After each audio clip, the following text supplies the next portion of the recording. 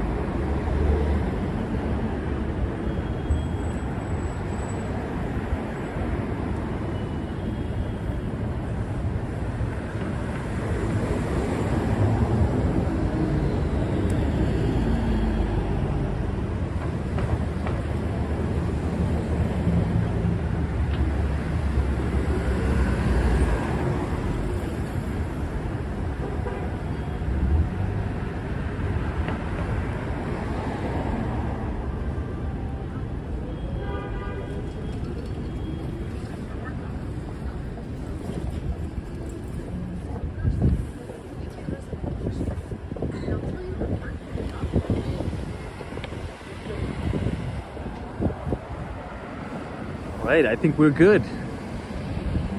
Let's kick this off here in a second. So good evening, everybody. Welcome back to Walks on Wall Street. Today is Saturday, February 3rd, I believe, 2024. We've officially landed back here in New York City. Took a very early flight. I think it took off right around 6:40. Landed about maybe just about 9 o'clock. It was a very short flight. It was only about 2.5 hours.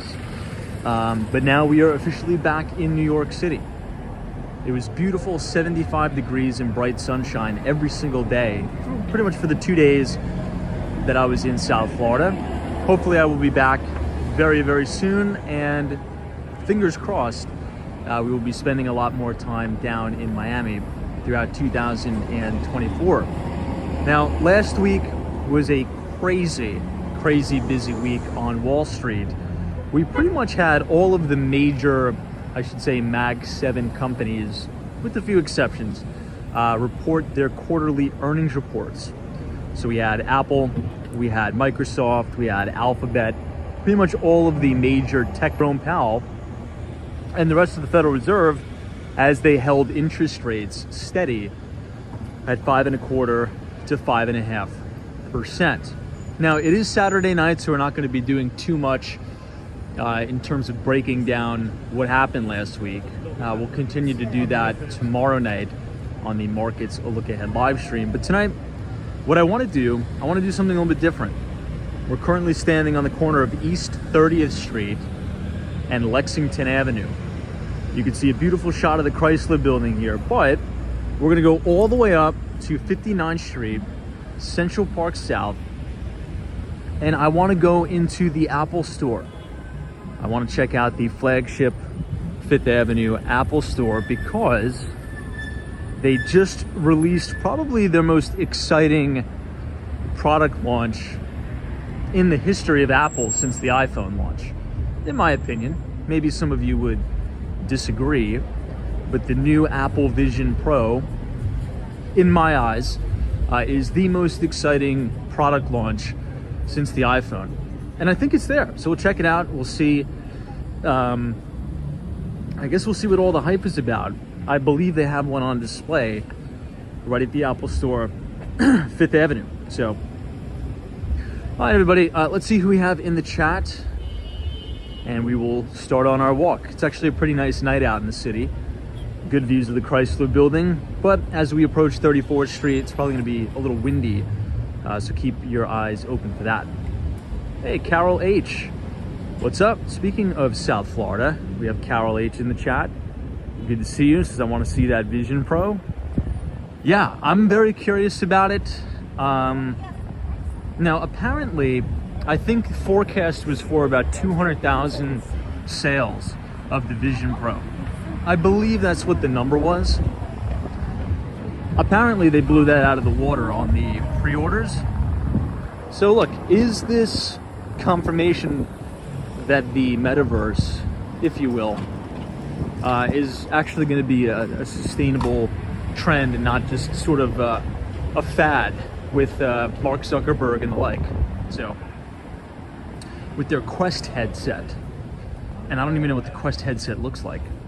DC322, what's up? Good to see you. Rex A's, good evening, Tom. Welcome, Rex. Jimmy Hook says, evening all, we made it through January. Thank God. It is February, which means fingers crossed this month will fly by. So it's not going to, well, hopefully it's not going to drone on like February usually does. Before I left to South Florida, we'll make a detour here up Park Avenue. A little bit better views on Park. It was 10 straight days in a row in the city where there was no sun. It was cloudy, gray, rainy. Oh man, it was so bad for about 10 days in a row. But the forecast, looking out, I think it's going to be sunny throughout the entire next week, which is great. Alley Stars, as I heard, it was up to 400,000 production now. That's huge numbers for a first generation product at $4,500. I mean, my God. Now, I get it. A lot of hardcore Apple users are probably going to adopt that. Did anybody see the video that Casey Neistat put out? He's one of my favorite, I guess you could say, creators. I'm very curious to see what he's going to do with that thing. I don't know. And as we talked about before, if you go to Apple's website, whatever you think about the company, I think we could all agree on this. Apple's marketing team is unbelievable. I mean, really, it's an infomercial for the thing. The advertisement for the Vision Pro on Apple's website is ridiculous. It's just insane. It makes the thing look so cool. So I've said, if its capabilities are even within, let's say, 50% of what it claims, I think it's going to be a very, very successful product launch, in my view. This is East 32nd Street. We are looking uptown towards Grand Central Station, 1 Vanderbilt, and 270 Park. Vivian's is dark days made me depressed when living in New York. Join the club. Me too. Me too. Thankfully, I'm able to escape from time to time. Western Mass Dave knows exactly what I'm talking about. What's up, Dave? We're going to take a little detour through Koreatown, though, because usually Koreatown is quite lively on the weekends. We'll see. Crispies is they've sold the same phone for 15 years. They're marketing geniuses. Yeah, incremental differences, right? And that's been a lot of analysts' sort of bear thesis on Apple stock and the company in particular. They claim they're not innovating. This is the first brand new product launch, right? Now, one could say there's really no applications for this yet, but I think that's a work in progress. I mean, if they could sell 400,000 of these VR goggles with, you know, really no applications built for the thing, I think that's pretty incredible. So, and obviously, you know, first generation hardware, software is really meant for the hardcore adopters. And then, you know, once they start making some cash, they can invest that back into the business. They could scale production and then costs come down. That's similar to what we have going on in the United States with EVs, particularly with Tesla. Tesla's another company that reported earnings. Everybody was pretty upset with Elon Musk because he keeps cutting prices. So anybody who bought a Tesla over the past 2 years is pretty unhappy because their value has pretty much been eroded. Hey, Richard Vogel is here. What's up? Good to see you, Richard. The Mighty Bull, Latha, thanks so much for joining us. Yuri says, good evening, mister. Thanks so much, Yuri. Welcome. RB. This is evening time and all. I'll give you one more shot at the One Vanderbilt here, but we're gonna go over one more. We'll go over to 5th. This is Madison Avenue, and we're gonna walk directly up 5th to the flagship Apple store. If I missed some of the comments tonight, I apologize. I'm a little tired. I woke up at 4:40 in the morning, no, 4:15 to get my flight. It's been a sort of non-stop day. Boris says, what's up? Thanks for joining us. All right, let's see what this guy says.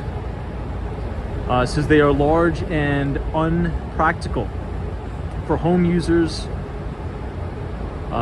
Sure, however, I'll expect them to become smaller in the future. Absolutely, I definitely agree. And it kind of looks awkward. You know, again, I watched that Casey Neistat video with him walking around the city with the Vision Pro on. I mean, I don't know if that'll ever catch on. It just looks too weird. It just looks too strange. But then again, you know, before the smartphone, everybody was like, there's no way that everybody's going to be walking around with a smartphone. Now, I mean, you don't really see one person walking around without a smartphone. So I don't know. I always say it's never real until it is, in a sense. Look at that dog. So look, I agree with you. I think the device itself needs to get a lot smaller. I think the battery life needs to expand, because people can't just walk around with battery packs. I think it's ridiculous. Like $50, I think they're charging for a Belkin battery pack for the Vision Pro. I don't know. It's strange. This is the Empire State Building from Koreatown. This is the main drag here, East 32nd and 5th Avenue. Quite a lot of traffic too.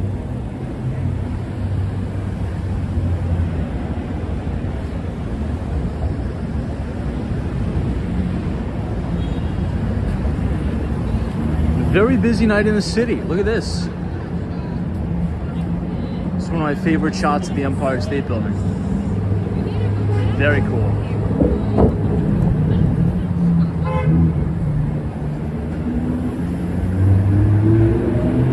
Hey, Skylar, good to see you, Krog Dog. This is pretty soon there will be chips implanted into our brains.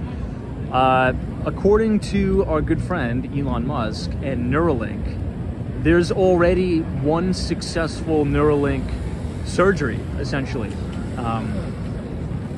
Now, there's still a lot that we don't know about that, but that's a good point that Krog Dog brings up.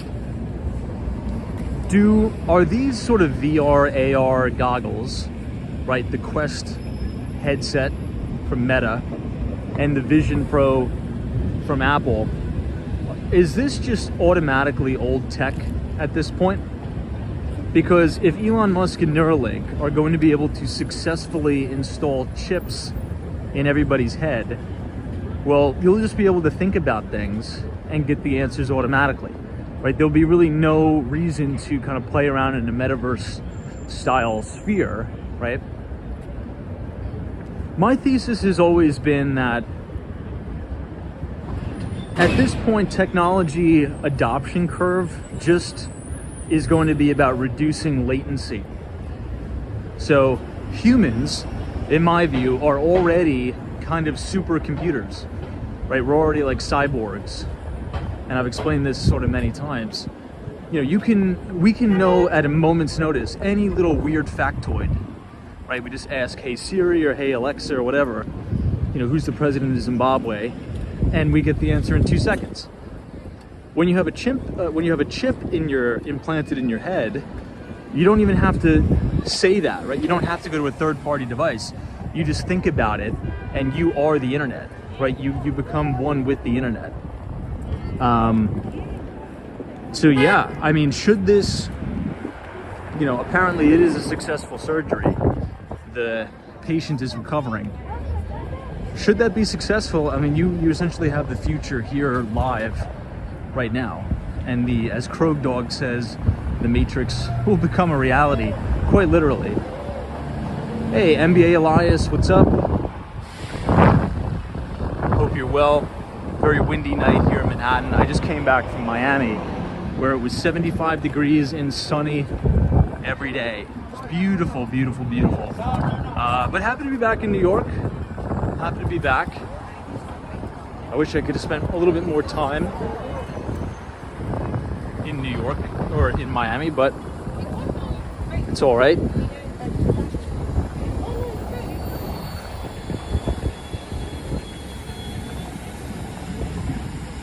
This is the Starbucks Reserve Roastery store. Yeah, Michael Wooten says Meta jumped 20%. Would you have to buy futures to catch that stock rise since it was after hours? No, and I mean, it's a good question. And one of the things we talk about all the time here on the live stream is that's exactly one of the reasons why, you know, churning over your account, or I say turning over your account, is not a good strategy, right? Because the more you turn over your account, essentially the more taxes you bring up. And the vast majority of the big moves in the stock market happen after hours anyway, right? So what you want to do, or not advice, but what you want to try to do is find a company who is consistently churning out, you know, beat and raise earnings quarters, right? So they beat analyst expectations on the bottom line and the top line, and then they're raising forward guidance, and you just want to sit in these names for 6 to 8 quarters, right? If you just keep buying and selling stock, you know, you're never going to get these big moves. Stocks really don't move during the day. They really move after hours. But yeah, I mean, two days ago, we dedicated an entire stream to talking about Meta, right? And how that company turned itself around in a big way due to Mark Zuckerberg, right? I think 2021, when the stock hit an all-time record high, and then the Federal Reserve started to raise interest rates rather aggressively, the stock got crushed. And I believe Meta had about 80,000 employees, and Zuckerberg slashed over 25% of the company, right, to what he calls it the age of efficiency. So he got back to the basics.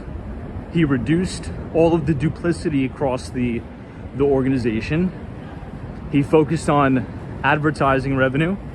He doubled down, essentially used the ad revenue to subsidize the losses in the metaverse style form of the business.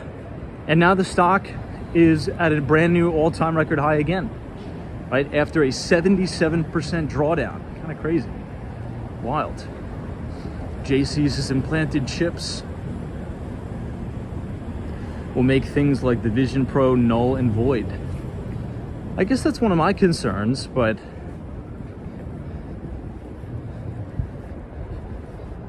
I think we're going to be met with a lot of resistance, right? Who's really going to want to put a chip in their head? I don't know. Is anybody open to actually implanting a chip in their head? NBA Elias says Apple will need to turn itself around like Meta. Apple products are getting stale. Maybe.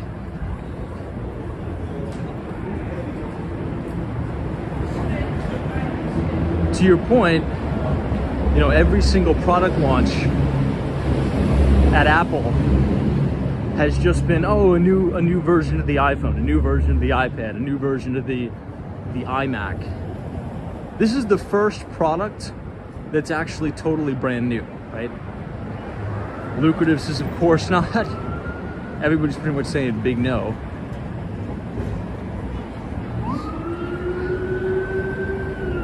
Yeah, we'll see. I mean, technology is always met with resistance at first, so we'll see. Yeah, Steven says no. Brian M says Meta added 200 billion to its market cap, which is crazy. Hey, it's PB. It says, hello everybody. Speaking of Zuckerberg, I'm watching my sports on Oculus. Yes, go Nets. Wow. I wonder how that looks. Watching sports on the Oculus, that's incredible. It's insane. Hey, it's PB, says nobody's putting a chip in my head. Well, let me, look, I don't necessarily disagree with you guys, but I'll put it to you like this, and let me know if this changes your perspective or your mind at all, okay? Now, I know a lot of friends who recently started to put chips in their dogs. Now, if we were to go back to the year 1995, you would have exactly 0 people that would even think about putting a chip inside their dog so they could track where the dog is if it runs away, you know, something like that. So are animals the first step in the chipping process? Maybe. Maybe it doesn't sound as crazy as you think. A lot of veterinarians are actually recommending that people put chips in their dogs.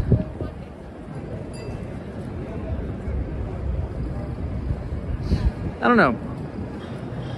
The only thing we could all agree on is the world is going to look a lot different in 20 years. And maybe we'll all be walking around with a chip in our head. Who knows?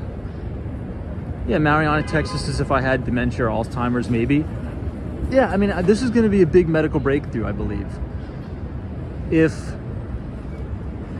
you know, somebody suffers from blindness, right?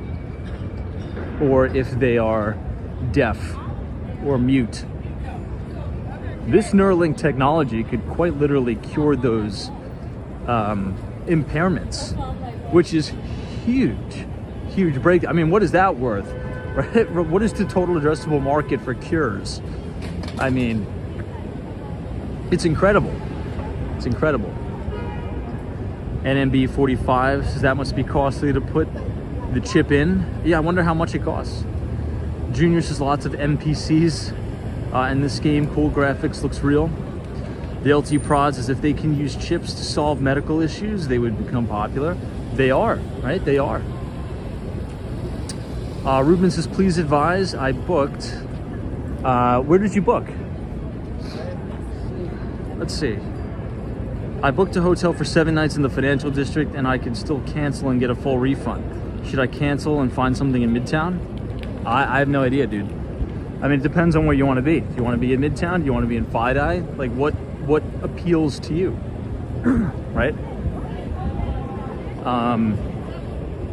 I think you like the financial district. The financial district is pretty cool. There's a lot changing down there, a lot. However, I will say this: if you're coming, I don't know when you're planning on coming here. If it's in the winter, like right now, I would not stay in Lower Manhattan. It's going to be cold. The wind is going to be absolutely ridiculous. And yeah, maybe you would want to stay somewhere in Midtown or the Flatiron district. I would say that. I'd say, you know, check out the Flatiron district because Lower Manhattan, Water Street, Wall Street is freezing cold in the winter. Freezing cold. This hunger truck is always out here feeding the homeless for free. I really respect that. It's kind of sad to see. I mean, look at all of these people. You know, one of the most prosperous economic powerhouse cities in the entire world. You have quite literally lines stretching 2 city blocks of homeless people. I mean, at least there's private enterprises that are essentially using their resources to feed the homeless, which is very good. So, I guess looking on the bright side of things, it's a big positive. Hey, Two Will Freedom, what's up? Thanks so much for joining us. Appreciate it.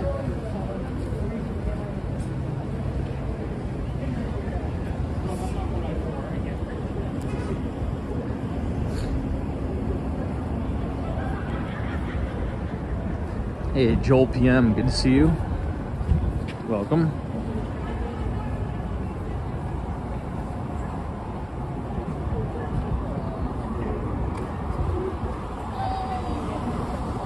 Now, last week we talked a lot about earnings, right? We did deep dives across the board. We talked about Microsoft, talked about Alphabet, pretty much all the big magnificent, magnificent seven companies reported. But things haven't been so hot with the smaller cap companies like the Russell 2000 and the like. What you're seeing, which this is kind of predictable, but we're seeing a huge runaway in success. So it's like success begets success.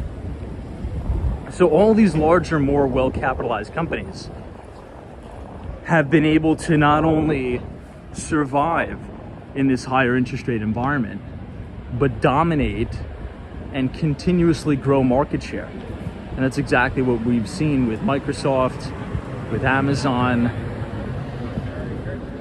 And the only kind of way I could think about this is the past 14 years of ZIRP, right, zero interest rate policy, has really juiced the largest companies, the most successful companies in America, and have allowed them to pull so far away from everybody else. Now, additionally, if there is a hot new startup or an amazing new technology, Microsoft, Alphabet, they have so much money that they could just buy these guys out. So a lot of people are like, could we compare this market to 2000, the tech and telecom boom, where, the concentration is so high into just a few stocks? I don't think we could really make that comparison, because the stocks that have the biggest concentration are, complete cash cows, like unbelievable, cash generating and profit generating machines, right? I think net income for Microsoft was over $20 billion just in the quarter, right? For one quarter. We're not talking about a year. We're talking about one quarter, which is really wild.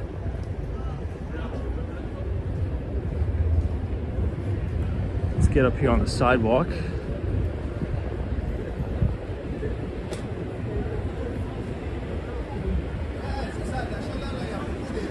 Yeah, that's true. Someone says all this ZIRP allowed these companies to go on a hiring spree. You're 1,000% right. And that creates a lot of corporate bloat, right? We've talked about that before, corporate bloat.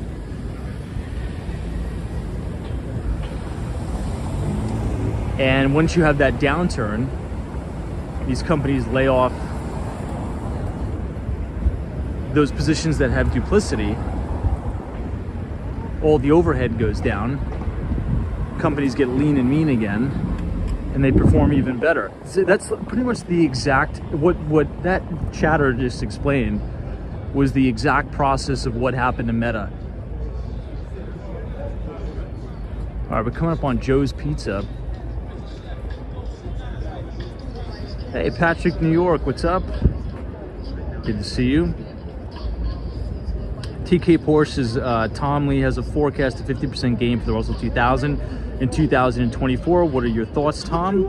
And do you have a favorite ETF covering the Russell? IWM, right? Ticker symbol IWM is an ETF that sort of tracks. It's the iShares Russell 2000 ETF.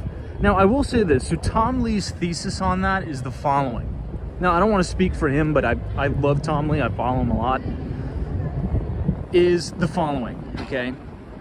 If you look at the CME Group Fed Funds Futures Tool, or the Fed Watch Tool, right? CME Group Fed Watch Tool. It's projecting that the Fed funds rate is going to be 4%, or between 3 and 3/4%. And 4% by the end of 2024.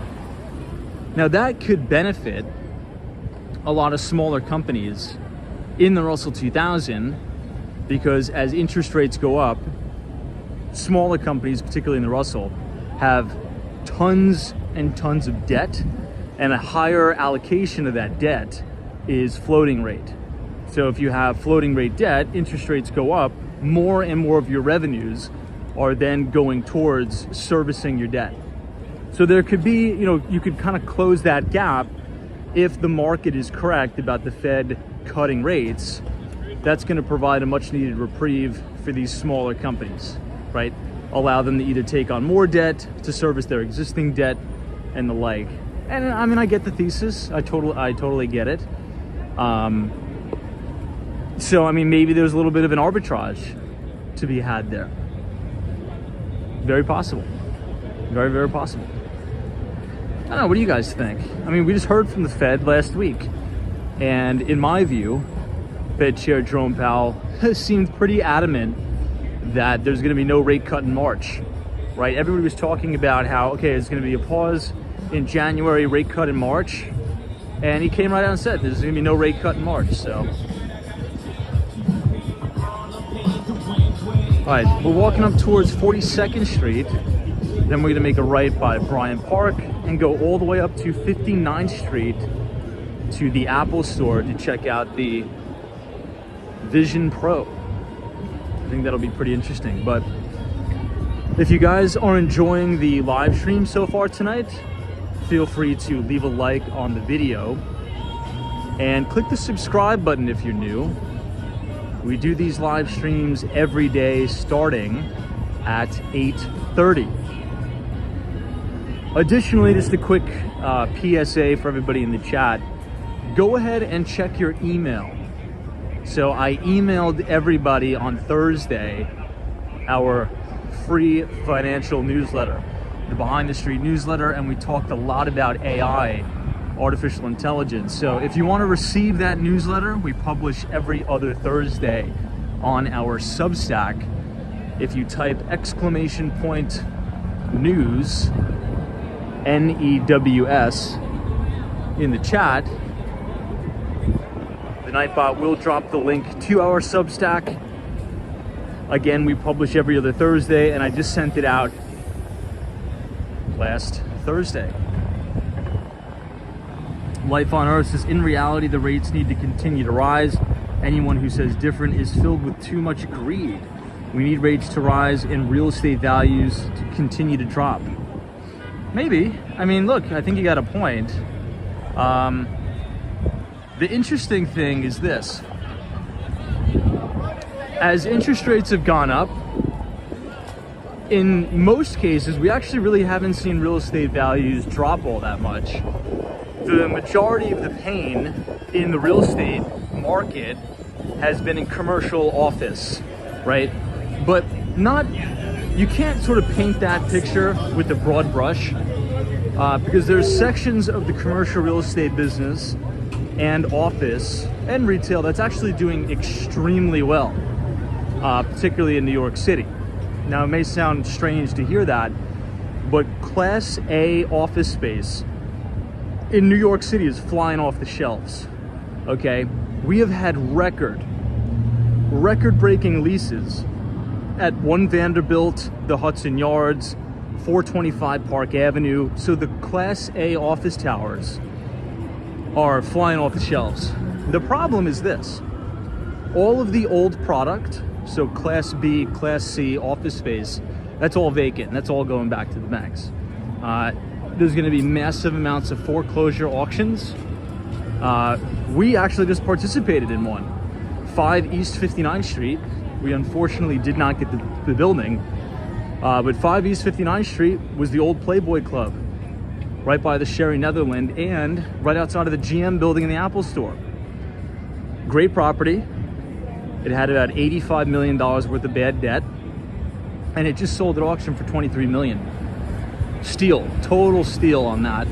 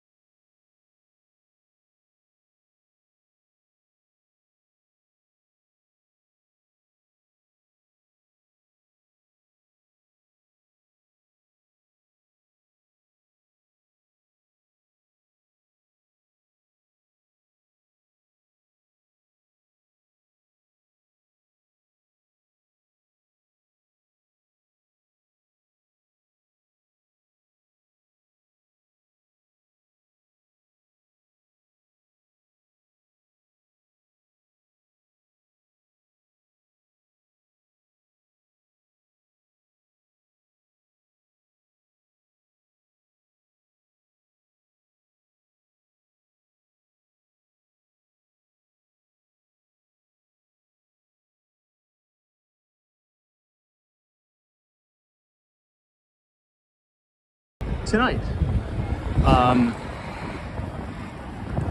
But, you know, residential real estate, particularly in big cities, haven't come down all that much. Just San Francisco has been taking it on the chin. In terms of residential real estate in San Fran, total fire sale that's going on there. Now, for obvious reasons, right? Particularly the crime, the drugs. I mean, just the city is in total despair. But if you were to ask me anywhere in the country right now that I think is on a fire sale, and if you look back in 10 years to say, wow, I scored an amazing deal, it would be buying either townhomes, right, single family homes in San Francisco, or condos. And I know it sounds like crazy right now because, you know, everywhere you look, somebody's popping themselves with heroin, you know, jacking people's cars, you know, random stabbings, random slashings, you know, feces all over the place. And it's really like a dystopian hellscape. But my theory is that that's not going to last forever. I think there's going to be a big turnaround. And additionally, the last thing I'll say is there's a lot of talk right now of very young tech startups and founders choosing other cities over San Francisco. It's just not true. I have about a decade of experience in tech sales, and I know a lot of founders. I know a lot of people that still work in tech. The talent pool in San Francisco is as robust as it's ever been. Still. So long as the talent remains there, and if the political environment changes, all of those condos and townhomes that are going for, you know, 25, 30% fire sale, those are going back to where they were. Those are going way, way back. That's just my view. Could be wrong. Anybody disagree on that? Anybody agree or disagree? Hey, lay thus, even our San Francisco condo sales are still priced, unless you have 1 million burning a hole in your pocket. Josh says nothing will change unless the policies change.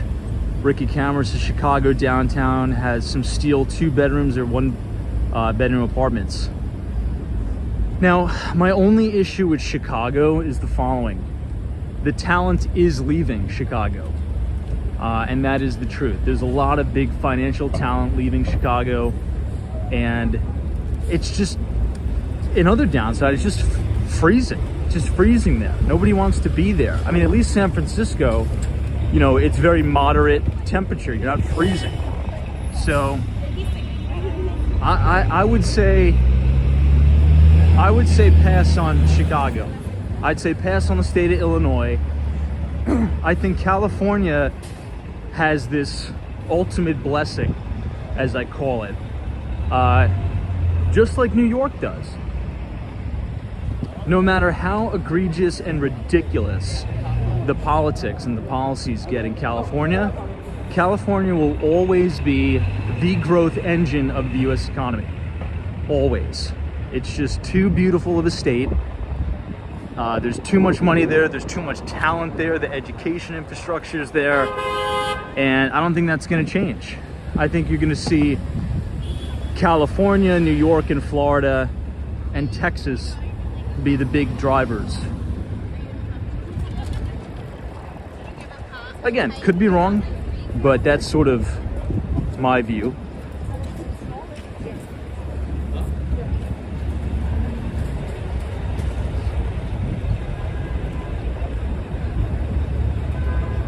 Hey, Joel PM, what's up? Hey, Essentials, this is Tom. I left New York and moved to Arizona, and I love it here. Yeah, I mean, talk about nice weather. You got really nice weather in Arizona. UniJ23 says, once again, the policies in Chicago need to change as well, for sure. I think the biggest thing is just people need to feel safe in their environment, right?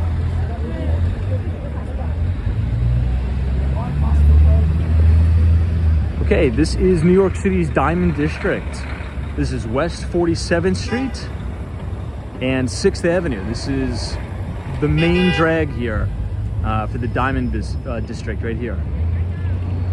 Truth Teller says, I'm in Chicago, Tom. As far as weather, it's really not bad anymore. It's really cold in January and February. That's about it. It's been consistently like this for 10 or 11 years straight.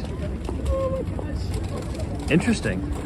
So you're saying it's a little bit more milder than in previous years. Very interesting.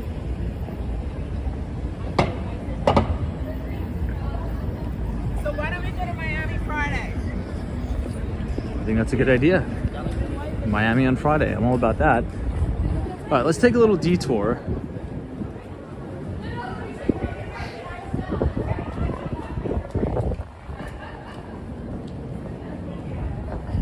This is the Diamond District. Now, it looks empty, but during the day, this place is rocking. This is a really, really cool place. If you come here on a weekday, 1, 2 p.m., this is a very, very unique and interesting block to walk in New York City. Very, very cool.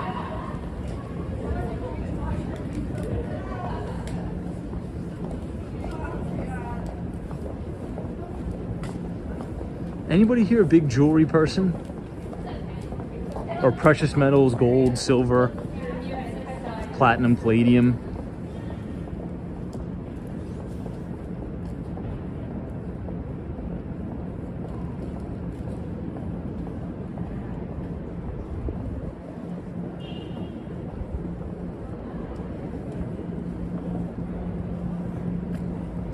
Hey, John G. This is Tom. I agree with you on San Francisco. There are vast resources on a reality basis, but not necessarily with high-scale real estate. And look, what made me even more bullish on San Francisco is the proof that it can be cleaned up, right? You just need the Communist Party in China to come into town, and poof, everything is clean. So that tells you it can be done. And I think once you have, new leadership in the city, and the state for that matter, I think San Francisco is going to scream and come back in a major way.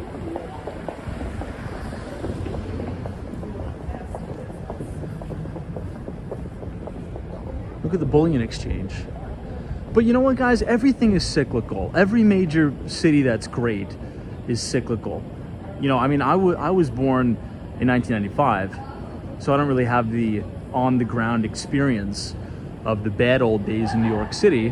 But New York City has gone through some really, really hard times, right? People think, of my generation, we think what's going on in New York City right now is hard. I mean, think about what it was like in the 70s and 80s. So it's cyclical, just like anything. Any market cycle is cyclical. And when you have big resilient cities like New York or San Francisco with population growth, talent, and education infrastructure, 9 times out of 10 it bounces back, right? It almost always bounces back. Hey, Lou72, what's up?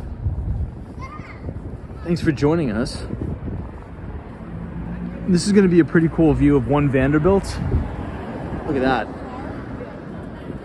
If you look closely, you can see the summit at One Vanderbilt up there. Really, really cool. Truth Teller says true. Giuliani cleaned it up very well in the 1990s. Hood Patriots, Tom, DC is decaying by design. I took one trip to Washington, D.C. Hey, Colton Manning, what's up? Good to see you. Hey, look at this. Colton Manning is not from New York, but we've successfully recruited him to come to the city, right? There's a lot of opportunity. There's still a lot of opportunity in New York. We're just going through a little bit of a tough spell. That's it.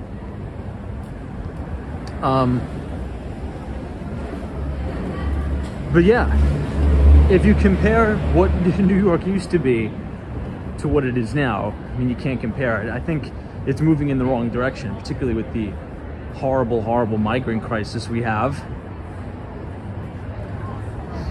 And I gave Mayor Eric Adams a shot. I gave him the benefit of the doubt multiple times on this live stream. I said, look, we got to get behind the mayor. We got to support him. But he's just a lost cause at this point, in my opinion. I've just totally written him off.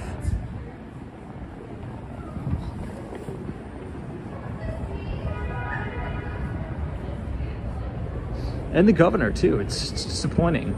It's very disappointing.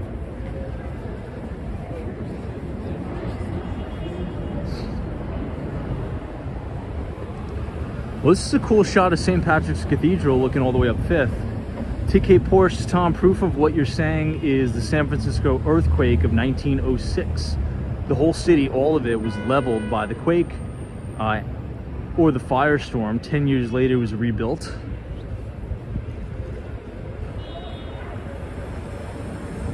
Life on Earth. This is Tom. Walk by my old apartment, please. 15 East 10th Street. Yeah, we'll do that. I can't do that tonight just because we are on 48th Street. And I'm a little tired. I mean, I had an early flight. I woke up at 4:15 this morning. So I don't know if I'm gonna be able to double back to East 10th Street. But I promise you I will do that on a future stream. I will visit East 10th Street specifically for you. I promise you that. DC 322 says politicians shouldn't have protection status. Joe E. Yeah, I know, we're like a walking GPS.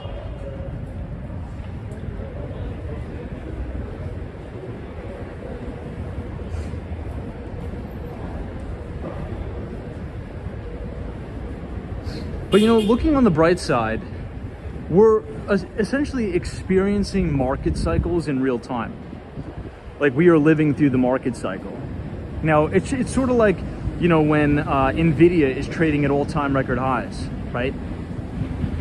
And, you know, when it's going gangbusters. Or when Meta, right, is, you know, crushing earnings, and, you know, the stock market's at all-time record high. You know, the S&P 500 closed at a new all-time record high last week. That's when everybody wants to get involved and is bullish. Not the opposite, right?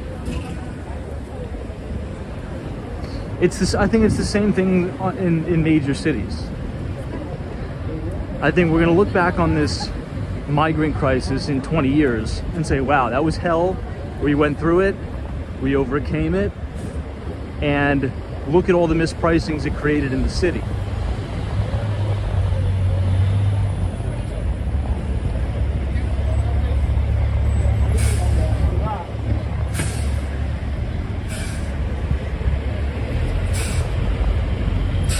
All right, this is St. Patrick's Cathedral.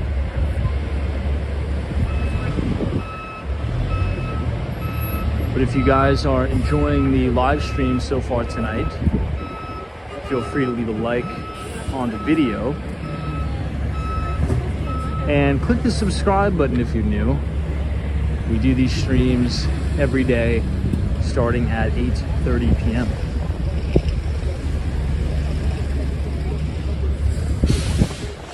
Yeah, DC 322 is one term, Eric Adams. Yeah, I mean, what's disappointing, and I very rarely talk politics, but what's disappointing is people refuse to admit common sense just because they want to be loyal to a party. Don't show no loyalty. Just do the right thing for the people. Okay, it's a disaster. It's a crisis. You know, you got to fix it. It's, I mean, it's insane. And I mean, Mayor Eric Adams he's a former NYPD cop. You know, he was a former cop, and with this group of, you know, thugs, you know, jumping and beating up on those two NYPD officers, you know, to allow, you know, just this catch and release policy to continue, and to allow these migrants to still be in the city, let alone the country, is ridiculous. It's insane. It's absolutely insane.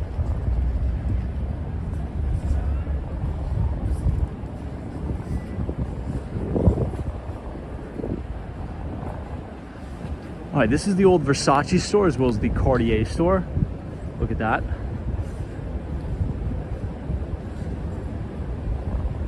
Love the facade of these buildings. Stunning, stunning facades. This is an Eden Art Gallery now.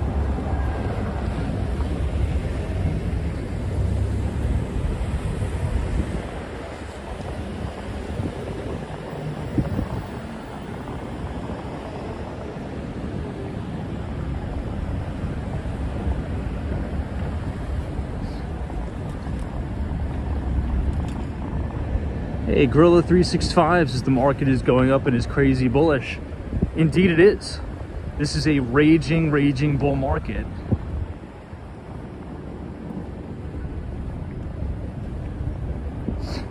And if you guys have been reading our free financial newsletter, the Behind the Street newsletter, we've been writing about this for the past 4 or 5 months, how this could very well be the very early innings of a secular bull market. We're coming off one of the worst bear markets in history. A lot of people don't realize that because they think about the 2008 financial crisis. But if you look under the hood of the market, the NASDAQ from its 2021 peak went down over 33%.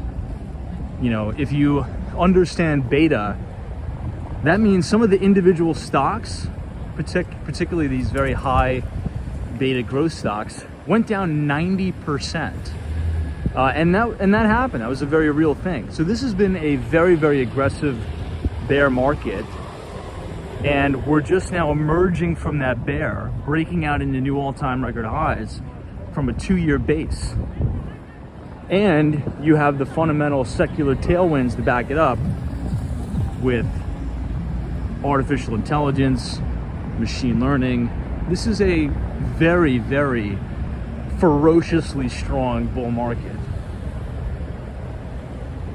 I like to call it the blow the doors off the place bull market. But yeah, if you want to read all of our research for free, if you type !news, NEWS in the chat, the Nightbot will drop the link to our Substack. We publish on our Substack every other Thursday, right as the market is closing. So feel free to check us out there. It's a great way to support the channel and the stream. This is the University Club. Look at this. Unbelievable this place.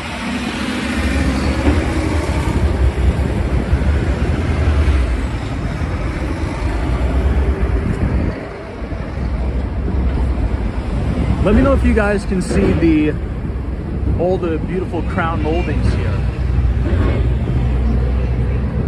Absolutely stunning inside the University Club here in New York City. Look at that. It kind of reminds me of the Morgan Library a little bit.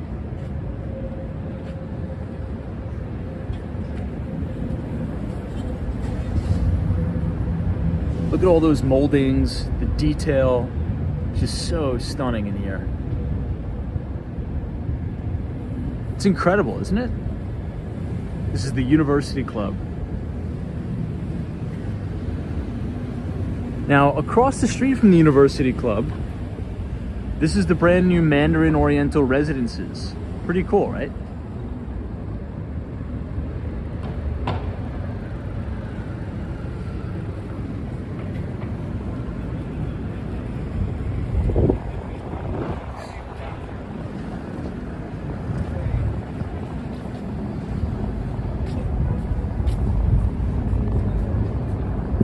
Hopefully the wind noise isn't too bad for you guys.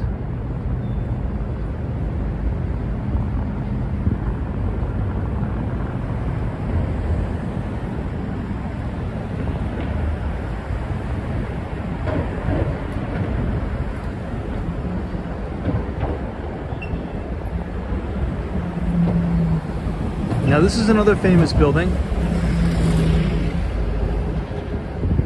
This is the Peninsula in New York, right across the street from the St. Regis.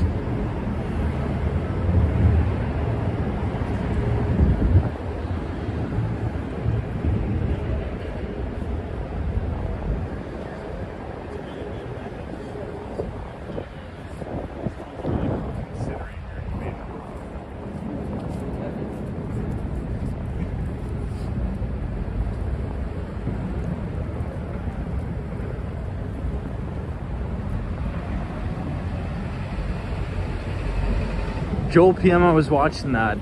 You were talking about the Peter Schiff show, talking about the jobs numbers. Yeah, I saw that. I like Peter Schiff a lot.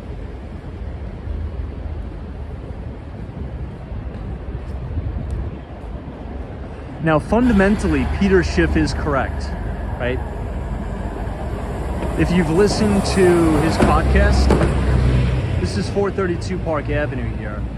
But if you listen to the Peter Schiff show, if you understand, the type of economist that Peter is, he's 100% correct. But where he gets it wrong, in my view, consistently, is that he severely underestimates the power of the Federal Reserve to sort of keep the balls in the air, if you will, right? Just because there's systemic issues in the financial system, and we know that, we're taking on way too much debt, it doesn't mean the thing needs to fall apart tomorrow, okay? I love Peter, very smart guy, and he's correct on everything he says, but always remember that. The market doesn't care, if you're this big macro economist and you use all these big words, and you could be correct. It doesn't mean the market's going to fall apart tomorrow and it's going to go to zero. There was many people, right, who were short the market right at the lows of 2008, and they've been short the market all the way into brand new all-time record highs as of on Friday's close, right? Now, if you stayed out of the market from the lows of the financial crisis, you missed out on a fortune, a generational opportunity, which I still think is going to run on for many, many more years, by the way, in my view. But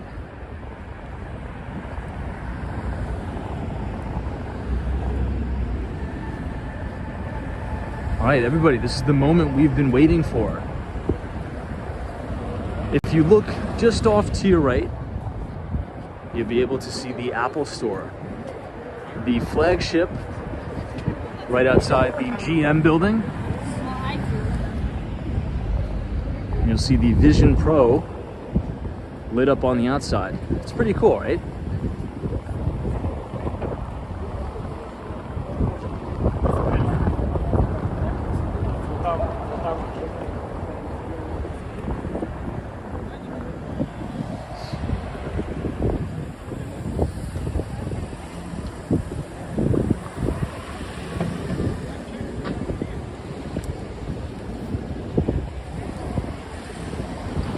Let's go inside. This is the Plaza Hotel right here.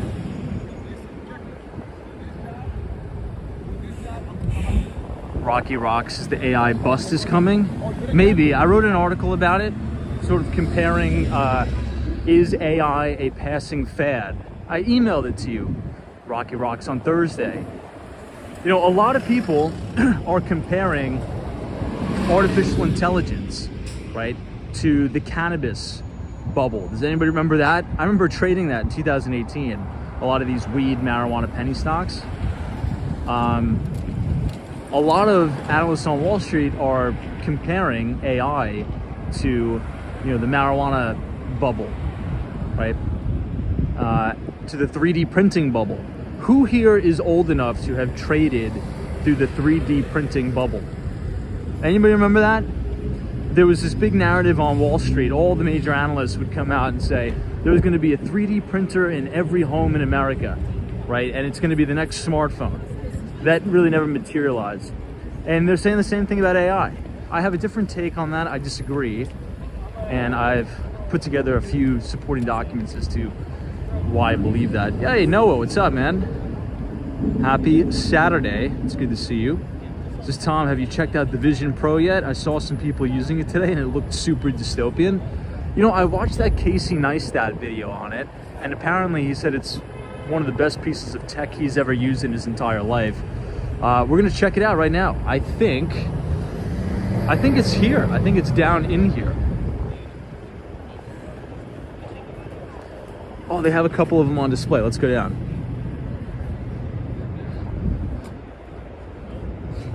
Now that's another thing. This is really the first product that Apple has launched that has been totally new, right? This is a brand new product launch. I think it's the biggest product launch since the iPhone. And we'll see how it performs. Apparently they were only expected to sell about 200,000. I think they're up to like 400,000 pre-orders already. So let's check it out. Let's go down and look at the Vision Pro.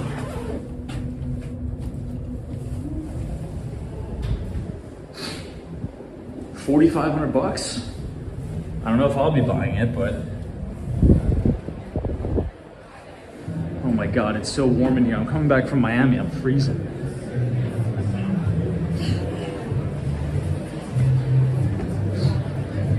So I think they have it on display down here.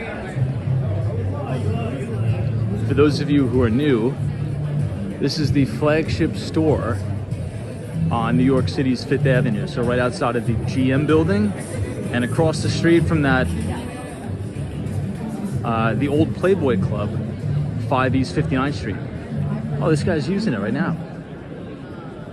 Oh, dude, look at how cool that is. That is so sick. It's cool to see people actually using it in person.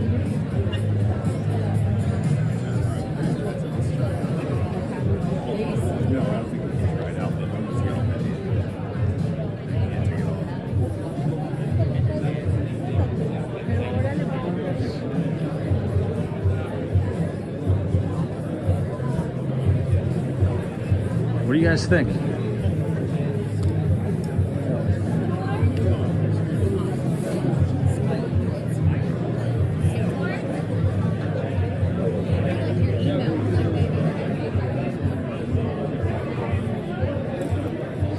Whoa, guys, look at everybody trying them out.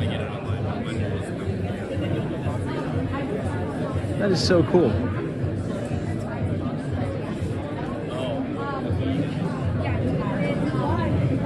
That is so sick.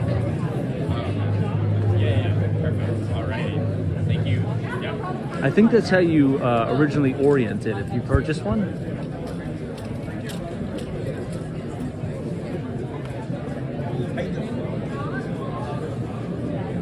To Noah's point, it kind of does look a little bit dystopian, but I think we'll get used to it over time. That's so cool. Yeah, this is the demo I was talking about on Apple's website. The marketing is, I mean, unlike anything I've ever seen.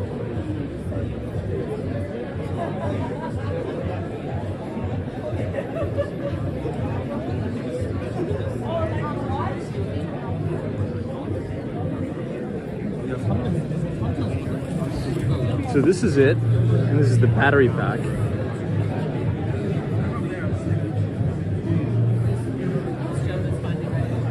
Wow.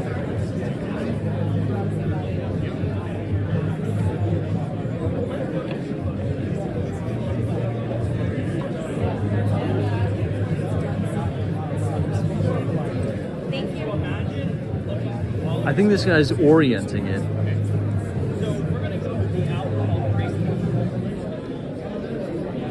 This guy has one on too.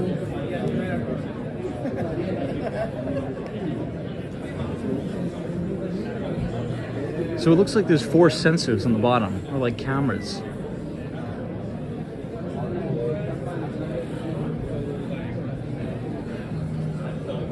Can you imagine getting on like a Microsoft Teams call or Zoom call, Google Teams or Google Meet with one of those glasses?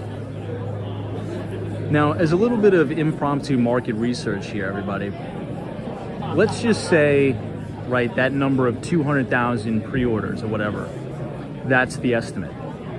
Well, it's almost 11 o'clock at night on a Saturday, and we see 1, 2, 3, 4, 5, 6, 7, 8, 9, 10, 11, 12, 13, 14, 15, 16. Let's count how many over here. And we're assuming these are people that have purchased. So I'm at 16 people. That guy had a box in his hand. He's walking out, so we'll count him as 17. And you have a group of 2 over here, 18, 19. So just in this little 5th Avenue Apple store at almost 11 o'clock at night, You have probably, let's just say 25 people who are here just when we're here purchasing this thing. I think it's gonna blow that 200,000 number out of the water.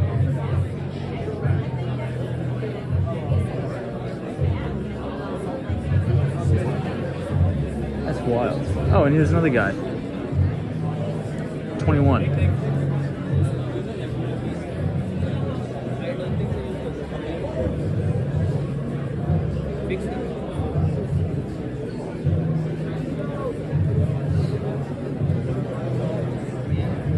Yeah, someone says the people buying these are mostly developers. That's true, and I believe that. Because who's gonna spend $4,500 on a piece of Gen 1 technology? Right? Probably people who are gonna build applications on it, try it out. I mean, imagine having like interactive brokers, TradingView or MarketSmith or Bloomberg Terminal on this thing. I don't know if this can integrate with Bloomberg Terminal. If it can, I mean, we may have to get it. I just don't know if I could justify $4,500 on it. I think that's a little bit too crazy.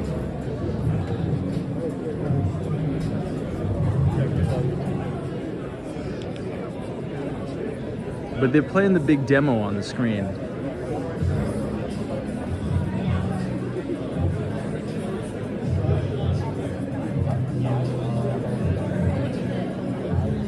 So I don't think everybody's like try it on.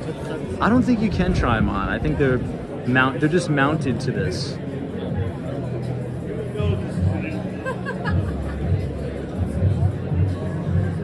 I know Michelle Henry says I can't justify paying that much. Well, for everybody who says I can't justify paying that much, in 5 years this will probably be right around $1,000, right? It's the same thing with the Tesla. You know, Elon has been cutting prices like crazy, which has been pissing a lot of people off, which I totally get. But if we want a future where you have, you know, over 70% of cars in America EV, the price is going to need to come down. So I get it. And with this piece of Gen 1 technology,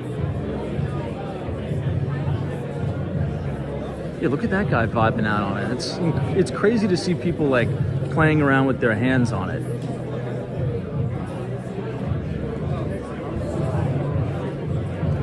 This is cool. All right, but we'll head out because it's getting late and I gotta head back down. Hey, friend. It's all, if you're doing the experience, it's all good to film yourself, but Okay. Not the employees and the other customers. Oh, great. Thank you so much. Appreciate it. Yeah, we'll head out. It's getting late.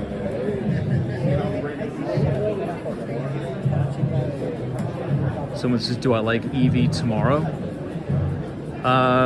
Or do I like EVs in general? Yeah, I'd like EVs in general. I've said I'd get a Tesla Model X probably. Would be the number one EV that I'd get. Mariana, Texas says he's been cutting prices because there's been so many accidents in the news lately. No, they're cutting prices because they want to have this a mass market product. And that's essentially how the adoption curve in really all technologies go. You have the first adopters pay up, right? Pay a huge price. And that essentially goes to subsidizing the big manufacturing capacity. And in addition, if Elon wants to compete with BYD, which I believe is one of the most popular Chinese auto OEMs for EVs, you have to be price competitive.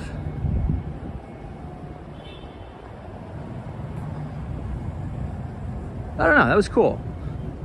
The Vision Pro. I don't know if I'll spend $4,500 on it. It's kind of cool to see it though.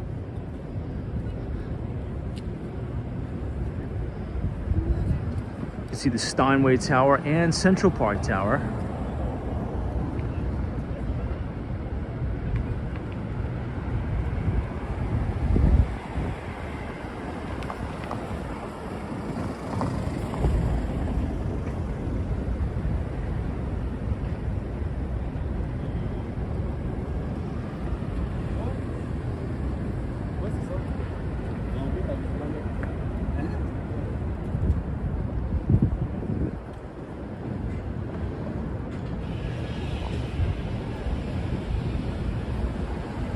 So this is the Aman Hotel. They're actually developing one now in Mid-Beach, Miami, which is going to be an amazing, amazing property down there.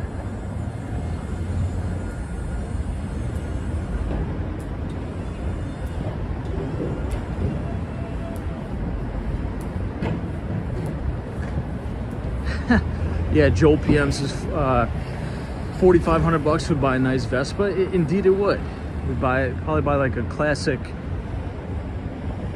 Vespa from the 1970s.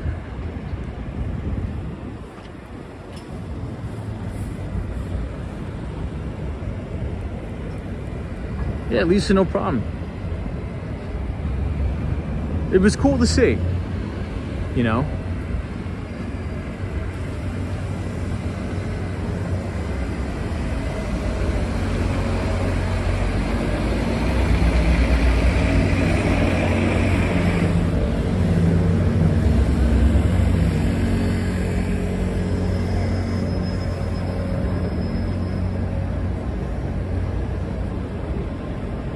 But the interesting thing is this, right?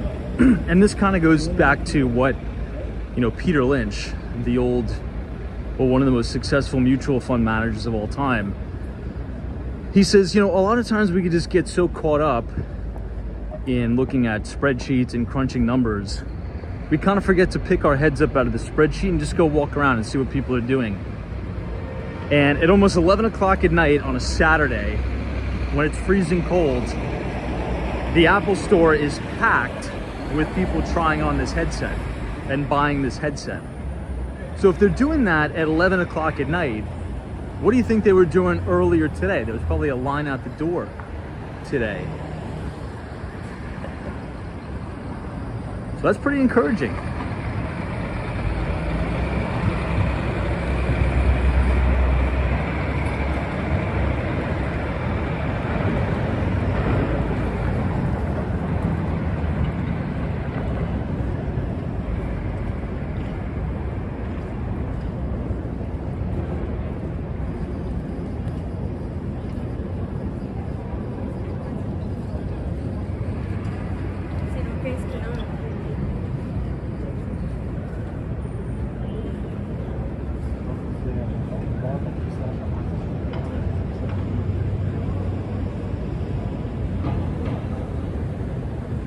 But if you guys enjoyed that preview of the Fifth Avenue Apple Store and our conversation about the Vision Pro, feel free to leave a like on the video and click the subscribe button if you're new. We usually go live every single day starting at 8:30. Photos from around New York, I saw that too. The Casey Neistat video with it. He said it's the best piece of tech he's ever used. And if Casey Neistat says that's the best piece of tech he's ever used, it's definitely something to pay attention to. Hey, Manny Explorers, what's up? Good to see you. Hope you're well.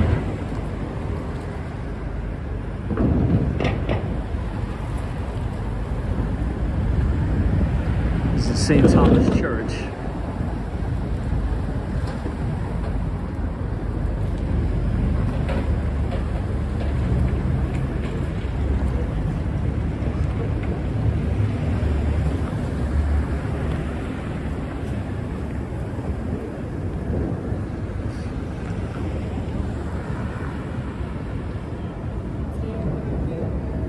What's up, Tom AK? Good to see you.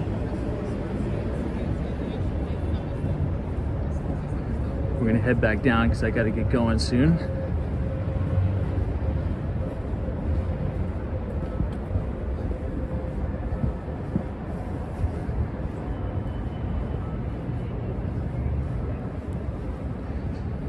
NAV 407, this is what you saw in the Apple Store tonight. We're all the fanboys and girls, in my opinion. For sure, but I mean, there's a lot of them. I mean, if Apple can attract, you know, crowds of people at 11 o'clock at night on a Saturday in the frigid, cold New York City, to buy a $4,500 little piece of thing you put over your eyes. It's impressive. Now extrapolate that across the country and the world, and you're looking at well over, I think they'll probably sell 1 million units.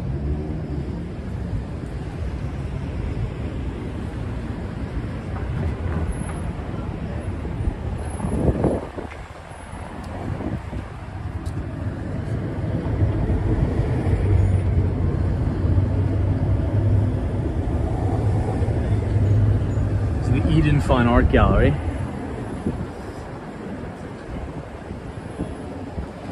This one's my favorite piece in the whole place. The Scrooge McDuck. Look at that. This guy.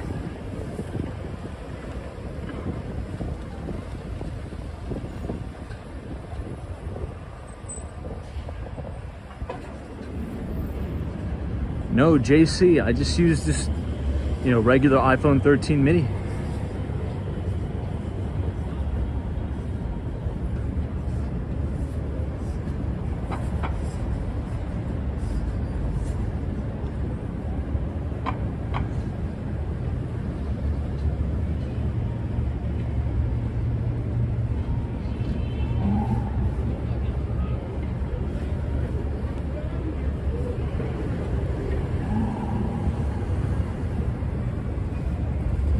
Let me see some of the comments.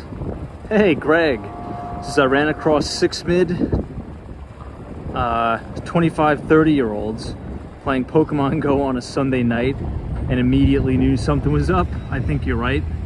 Yeah, for sure. I mean, it's important to pay attention to these trends. I mean, even if we think it's silly, and even if we're not going to buy it, you know, you got to pay attention to the rumblings on the street.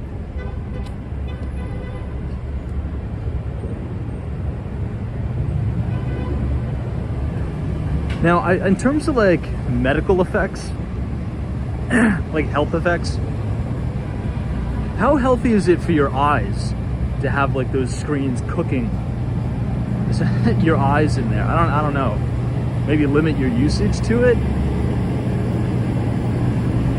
But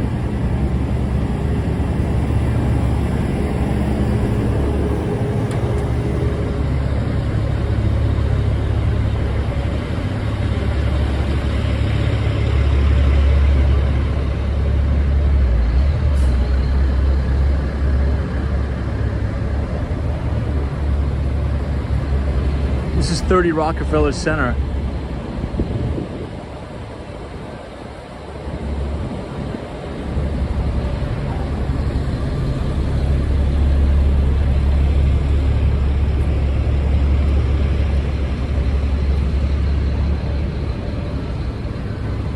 I think what I'm most curious about that Vision Pro is how conference calls would look. I was watching a few demos from that YouTube channel, MKBHD. I think it is a really good job. I mean, the graphics look very, very realistic. So who knows, maybe it'll catch on. So.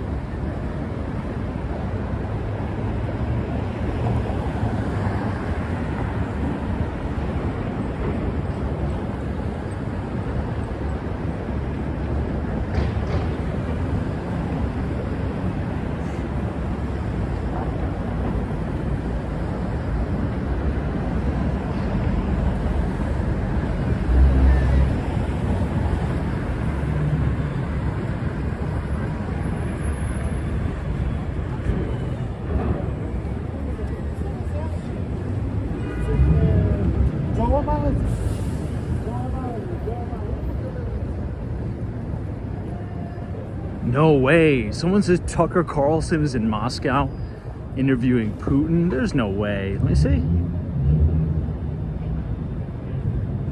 Oh, that's gonna be one I want to watch.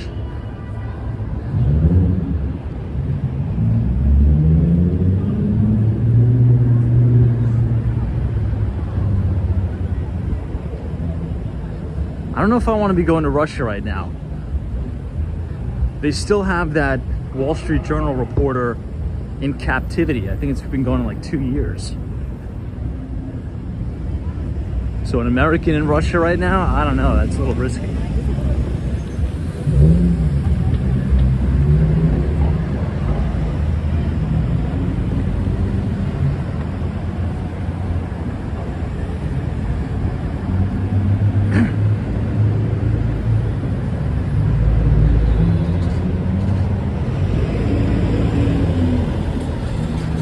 And you know, thinking about it, let's say if Putin and his, you know, gang of thugs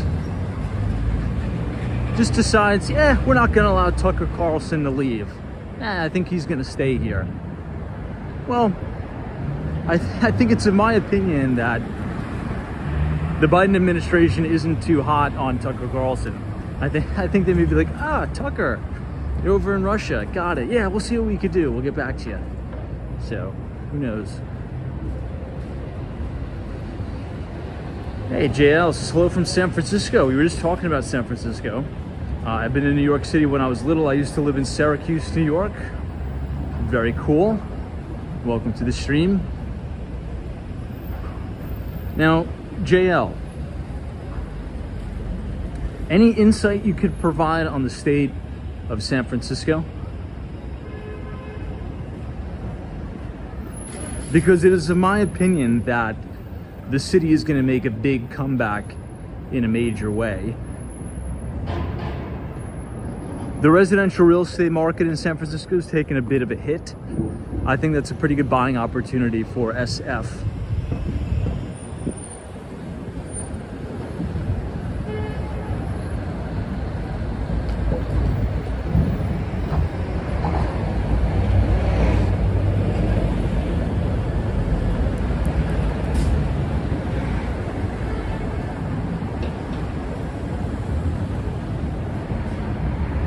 Look at this.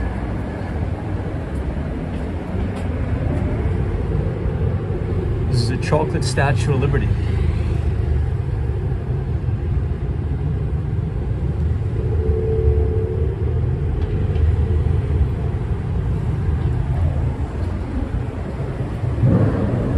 Pretty cool.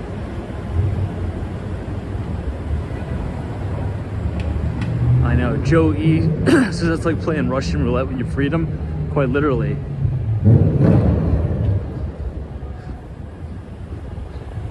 Plus, it's freezing. You don't want to be going to Russia right now. Freezing, freezing. I'd rather be in the Keys, Florida Keys, right? You know, all joking aside, one of the places in the world that I really want to visit is Cuba. And we're allowed to do that now. Americans are allowed to go there. So that's on the bucket list. Anybody in the chat been to Cuba before? I would love to go.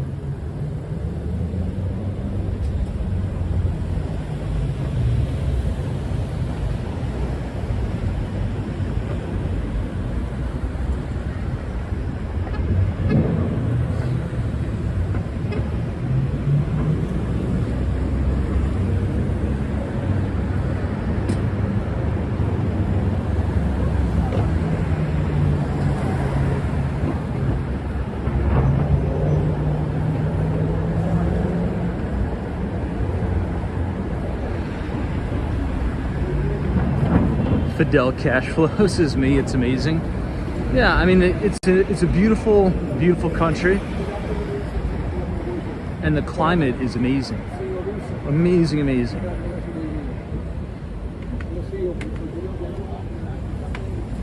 Now, Miami has a lot of Cuban culture, lots of Cuban immigrants. Obviously, in Miami, I believe South Florida has the highest concentration of Cuban immigrants in the country.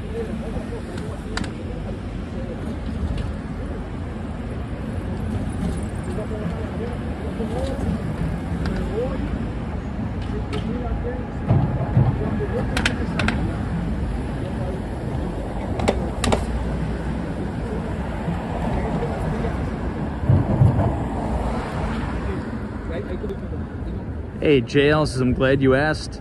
It's slowly rebounding. I still love San Francisco despite the doom loop. Mayor Breed is up for a re-election. Interesting. Yeah, because the main reason why I think, we sort of talked about this before, but one of the main reasons why I think San Francisco is going to come back is because the talent hasn't left. You'll read some of these articles that say, you know, a lot of founders and, you know, startups are leaving San Francisco and going elsewhere. That's just not true. I know a lot of founders that are still, to this day, picking San Francisco over New York City, over Miami, over Austin to start their business. So as long as you have a very, very robust entrepreneurial founder base, you know, could you imagine once they clean up the politics? I mean, that city is going to scream.